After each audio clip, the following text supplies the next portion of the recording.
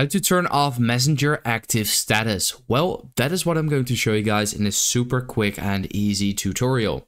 So if this video helped you out, let me know in the comments, but let's get started right away.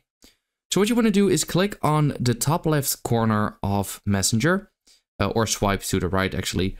Then you'll get this page basically. And then you can see the settings icon in the top right corner. You want to click on there. This will open up the settings, and here you can already see active status. So if you click on here, you will get this option. So at the top it says show when you're active, so your friends and connections can see when you're active or recently active on this profile. You can see its info about them too.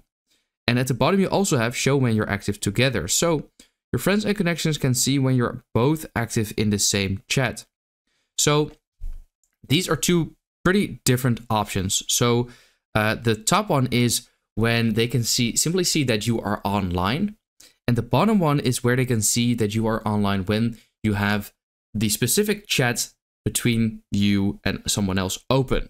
So if you turn the top one off, you can actually still have it like this. So it's completely turned off.